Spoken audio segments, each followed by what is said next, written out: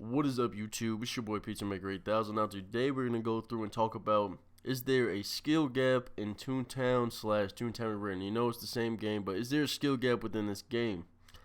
And I watched the video. Mega Snoop did a video on this, and I think he did a good job. But I think he missed a lot of key points when he talks about the game. He's just talking about how hard the game is. He's like, no, there's not a skill gap. The game is pretty easy. You play for 30 minutes and you get the game, which is true.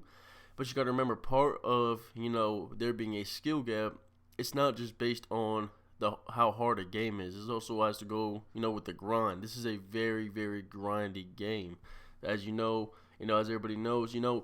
If you're a kid, kids do not have the patience to be doing all the stuff like to get through the game and excel through the game like anybody else would. Does a kid have the patience to go do 6 factory runs, to go do 1 VP, and then do it again, go back and do like 7 or 8 back 9s in order to do 1 CEO? Do you think a kid has the patience to do something like that, or has the understanding to do something like that? Because everybody says this is a kid game and this and that, but I don't think it's a kid. I don't think a kid has the patience to sit behind a computer and do that. And a kid has the patience to sit behind the computer and come and golf. Just come here and golf and do all the putts, the 3, the 6, the 9, and do them, over and over and over again in order just to require 1 laugh boost from 126 to 127. Do I think a kid has enough, patience to go ahead and garden all day, And this is what I'm saying, man. There's a lot of stuff in the game that I think doesn't get brought up, same with go-karting, Everybody thinks about, just VP, gag training, this and that, but this goes into part of the grind. Same with fishing.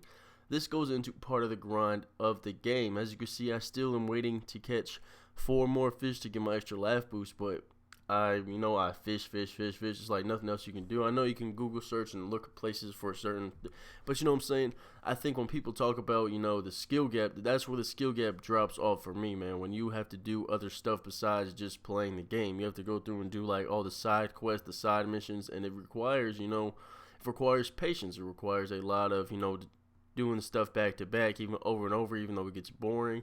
And that's where I think that the skill gap falls off, because even when you start off, man, starting off on the game, it's not too hard. You're using the birthday cake, you're using the whole fruit pie, you got the seltzer bottle with you, and you're starting to you're starting to get in the game. You finish Toontown Central, you're in Donald's Dock, and then you start working on whatever you had, whatever gag you chose, tune up or sound, and you start working that up. So you got like a level 1 sound, a level 4 squirt and throw, and you're starting to learn the game, and it gets fun.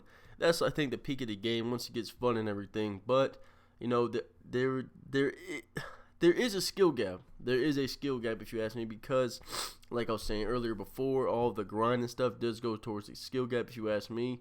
Getting all types of stuff, because man, even I see people with 130 laugh points, higher laugh points than me, who still don't know the game.